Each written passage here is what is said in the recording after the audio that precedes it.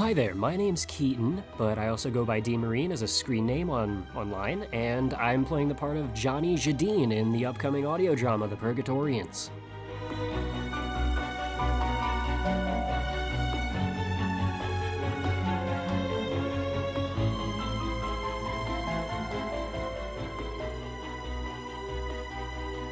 Hello ladies and gentlemen, and welcome to the Purgatorians cast interviews. In this series, you will be able to find out more information about the cast, what other projects they are currently working on, as well as their views about their character and the show. Today we have Keaton Bogle joining us. Thanks for being here. What was your initial response when you read through the synopsis of the Purgatorians and the cast of characters involved?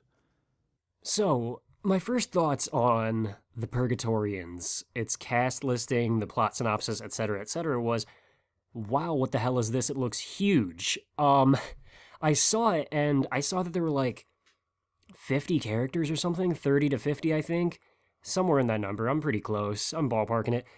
There were a lot of characters for audition, and usually I check those things out because I'm like, well, I can throw my name in there and chances are maybe I'll get picked for some little background role. And obviously this appealed to me because, you know, it's a paid project and I need money because I'm a starving artist. But other than that, it looked really neat because Paul, the writer, creator, etc., he described it as Wayward Pines meets Game of Thrones, and that really caught my eye because I love A Song of Ice and Fire. I'm like 4 books in, and I love Game of Thrones, the TV show. It's amazing. So I have a sort of guilty pleasure of watching these, beloved characters die horribly. So I was drawn to that, and, one thing led to another, and boom, here I am recording this interview for Johnny's part. So obviously something drew me in and it grabbed me. I can't get out now. Send help. Why did you want to take part in such a large project? I wanted to take part in a project like this because I think it's got a lot of potential to get really, really big. Kind of a cult following at first, maybe. Even if it stays kind of cult, I would like that because some of my favorite things are like these really ambitious projects that get all this love poured into them and all this effort. That's what Paul's doing, he's putting so much effort into this, and that's really dangerous to do, and you've got to have confidence in your project to do that, and I really admire that. I mean, hell, half the stuff I do, I just drop it halfway through, which is really a bad habit of mine, but I think that the drive required to do such a big project like this and the community that's going to be forged between the actors, the single writer, who's also the director, etc., as I said before. I think that the sort of camaraderie that's going to be had between the cast members and Paul is going to be a really great thing to be a part of. I always love these voice projects that turn into these big, fun group endeavors, and I think I'm just going to have a hell of a lot of fun with it. That's why I want to be on board with this. Tell us, what inspired you to become a voice actor? So, I didn't originally want to be a voice actor, or I didn't consider that it was a possibility for me. Now I'm actually kind of trying to, get good enough to make it a career eventually down the road, once I put myself in a realistic position where I can get there. But only a few years ago, I think like 3.5 years ago, I was like, I want to be a computer engineer and I want to write software and design video games. That's what I want to do with my life. Little did I know, that is so damn hard to do and I suck at it and I hate it. I was so sure I knew what I wanted to do with my life back then. That was stupid little baby me going into college, taking my first programming course and realizing, oh my god, this sucks so hard, let me out. It took me about 1.5 years to realize I don't want to do this, I want to be a voice actor. And what led to that was I was watching a bunch of, cartoons and YouTube shows like Team 4 Star's Dragon Ball Z Abridged. That was one of my favorite things for a while. I watched it from the very beginning, and I still watch it to this day. I really think it was them, in more than one way actually, that led me to want to get into voiceover. And a funny story about that is actually my very first project. I found it through the RPG Maker forums because I was making a crappy little computer game in my spare time. I found a forum, a subforum on this big forum that called for recruitment for people looking for help with their video games. So I find a little voice acting section. I was like, huh, what's this? I click it, and a guy's looking for a full cast for his game. So I'm like, yeah, what the hell? This looks like fun. I audition for it, and I get a little part, and I was super happy. Now, a little bit down the road, we're in contact. I'm recording a few lines, but I eventually just it tapered out, which really sucks because Lana Pator from Team 4-Star was a part of this project. I actually met him in one of the cast Skype calls. He's a really cool guy, and I think he pushed me inadvertently even to pursue this because he was doing all these super funny voices in the chat, and he was an awesome, real down-to-earth guy, and I was like, I want to be that. I really want to get to that spot sometime in the future. I want to be someone that these dumb little kids can look up to and say, I want to do that. So that's kind of why I want to be a voice actor. I want to make people happy, but also I just love doing it. It's super, super fun. Is this your first show, or do you have experience with others? So needless to say, this isn't my first rodeo, so to speak. That was a few years ago, that story that I just told. And I've got a bit of experience under my belt. My first really big production was for these guys called Thwip Studios on YouTube. I'm actually pretty sure only one guy produces it, so I mean, kudos to him. He does a really great job. I played J. Jonah Jameson, the Scorpion, Miguel O'Hara, Morlin, a bunch of other guys. I played a bunch of side characters, a bunch of villains. It was so fun, and it took like a full year to wrap up recording for it. I just finished a couple months ago. I started in, I think like summer of 2014, and I like just wrapped up for it. And there's still episodes being pumped out on a bi-weekly basis, so go check that out. It's super cool. One of the next things I did that I can really recall, Thwip Studios was really like the biggest thing that I did for quite a while. That was like all I did. It was such a big commitment. The next thing that was really cool that I did is an original animated series called Bridged, which is still in pre-production. I play the main character named Blake Lucas. You can check that out, my auditions for it at the very least, and the rest of the cast for it on my Casting Call Club profile, which hopefully gets linked in the description. Hey, Paul, you might want to go ahead and link that in the description. Just go ahead and put my Casting Call profile in it. Then I did a fan dub of the movie Batman Assault on Arkham as the Riddler, so I've kind of gotten around a bit.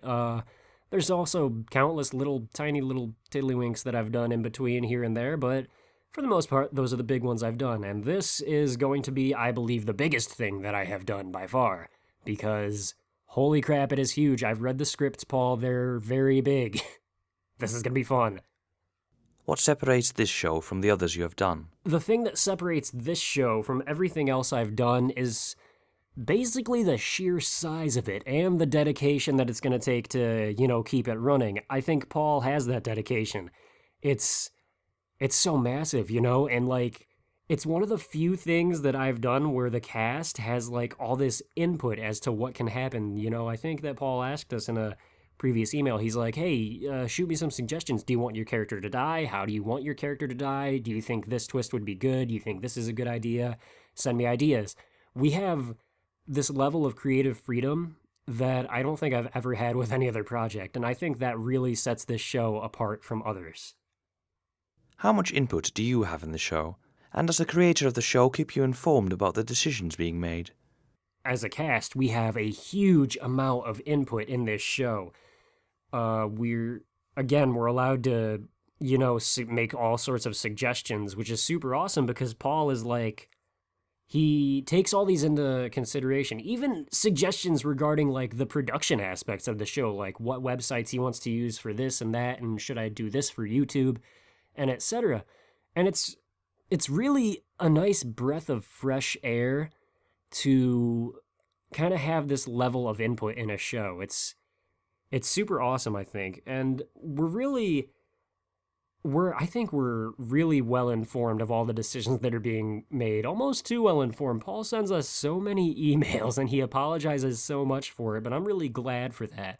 I'd rather have, almost too much contact with the director than to have him just fall off the edge of the earth and never be seen or heard from again. Can you tell us about the character you are voicing? So on to Johnny, finally. Johnny is this really nice, kind of cheerful, almost in-your-face, friendly friend kind of guy. Like the kind of guy you're kind of like, okay, buddy, I get it. You're really nice. Stop touching me, please. I'm going to call the police. He's really into Jamie. He's bisexual, I do believe. I think he's really, as a character, he's well written. He's not, I think Paul used the phrase not camp in the slightest, which I think is a really good thing because voicing a character who is a gay guy, who is like the really, stereotypically girly kind of gay guy and, really loud and flamboyant and insulting would be very exhausting, I think. And it would kind of get on my nerves and it would get on everyone else's nerves who kind of listens. So I think that as a character, he's got this really nice balance of wanting to be helpful, but also kind of, getting a little bit too touchy-feely with some of the main cast. Like I said, he's got that thing going on for Jamie. He really wants to get with him, if you know what I mean. What will be the hardest part of bringing your character to life? Matching his energy level, because he always seems to be, at least in the bits of the rough draft and the final copies that I've read, he always seems to have that level of energy that's just that step above what everyone else is able to tolerate. He always seems to be high on crack or something. I swear, he's horny and he's high on crack. It's not a good combination. I think that it's going to really be kind of hard to match his level of energetic innuendos. Well, maybe that'll be the second hardest part of his character, if you know what I mean. Got him! If you could have chosen any character, male or female, who would you have chosen and why? If I could have chosen any character to voice, I think honestly it would have been Johnny. I'm really happy with getting this role. I think that he matches my voice perfectly. I like voicing characters who I think speak in a way that I would speak. Like their tone of voice and the sound of their voice in general matches mine. I really like that, and that's what I'm trying to kind of build as an image for myself as a voice actor. I'm trying to kind of put my neutral, resting, speaking voice out there, and I think that that's a really good character to do that with. I think Johnny is the ideal match for my voice type, and I don't think I would really pick another character that I wanted to voice. What can you tell us of the story of the show? What kind of themes does it contain? So, The Purgatorians is basically about this boy, man, whatever you want to call him. He's pretty young. He's about my age, so... He falls asleep one night. He's nice and warm in his bed, and he gets teleported to a faraway land where every 15 years a sandstorm kills everyone except for a few people.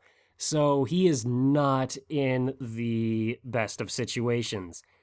And the story kind of involves him, I guess, meeting new people along the way and adapting to this situation as he goes along. There's, a few subplots involving the characters. A lot of the characters are really not safe, and it's not only from the land they're in. There's, dark forces at work, so to speak. The powers that be don't want to let the status quo be changed, so they're going to present a stumbling block to the main characters, it would seem. And some of the themes that sort of play into this are, the shadowy kind of background figures who pull the strings, the puppet masters, as it were. There's a bit of helplessness going on there, I think. Maybe, discovery. Of course, the helplessness from, every 15 years, clean slate, whoosh, everyone dies. They turn to sand. It sucks. But yeah, I think it's going to deal with a few pretty dark themes and dark subject matter. If your character died, how would you like this to happen? If my character died, if Johnny were to die, I think that I would want him to die protecting the main cast. He seems to be a really friendly kind of guy, and it seems like he would be the kind of guy who would take a bullet for you without hesitating. He would like jump on a grenade and not think twice about it. I think that if I wanted him to die, it would be, defending one of the essential characters. I think that Johnny's not a throwaway character, so to speak, but he's kind of he's one of the semi-main characters who's going to be he's important for some exposition and, et cetera, et cetera. He's a really important guy for what he is, but I think that as far as the story and as far as Jamie's quest goes, I think that Johnny would be willing to sacrifice him to see that come to fruition, and that's kind of how I would want him to die if he were to do so. In your opinion, why should people listen to this show? What would keep them coming back for the next episode? So, you guys, the lovely listeners, and all your friends, I think you should listen to this show and keep coming back for more, because you never know what you're going to get with it, I said before, Paul said, everyone's probably already mentioned this, it's like Game of Thrones, you never know who's safe, and I think that adds kind of another level of excitement to it. You can watch all these, movies or read these books where the hero is wearing the shining armor and he cuts through all the enemies like they're nothing and blah, blah, blah. The bad guys can't get to him. But with this, no one's safe. There's always an element of danger, and that really heightens the threat level that all the main characters are facing. You could have Jamie even going in to fight this battle, and you don't know if he's going to come out of it. And I think that again, it adds this level, it heightens the excitement level. You're always on the edge of your seat wondering, is he going to make it, because this is one of those shows where it might not have a happy ending, and I think that people would be interested to see whether or not it does. Any plans for after the show ends? Once this show ends, which unfortunately it must end eventually, right? I mean, it doesn't have to, Paul. You could keep writing forever until you're a withered old gray man and your fingers fall off. Please do so. I like Johnny. He's a cool guy. My plans for once this ends are, well, I mean, I'm gonna keep doing what I'm doing. I'm gonna keep on trucking. I'm gonna find some more stuff. I'm gonna audition for it. Hell, maybe if I build up a big enough resume, I'm gonna send my demo reel to one of the bigger studios and maybe get on board there. Hopefully, I think this is going to be a good foothold for me to get to that next level. That's kind of what I want to do. I want to keep building and bettering myself and get to that next level eventually. Imagine you are your character. Any final words from them for the viewers? Hello, this is Johnny Jadine speaking. I would like to thank you all for listening to that wonderful interview, and I'd like to extend an invitation to you all to come lose yourselves in the land of Serentia this December when the Purgatorians finally releases. I'm looking forward to it. I would like to thank Keaton for joining us, and I wish you and your character every success in both the show and your future roles. If you would like to know more about the other projects Keaton's been involved in, please check the links in the description box below. If you're looking forward to the start of the show and this has piqued your interest, please do not forget to like, comment, and most importantly, subscribe. Next week, Storm Waters, who voices Tamara Wakefield, will be joining us to give their opinions about their character, the show, and current projects. I hope you will join us. Until then, goodbye.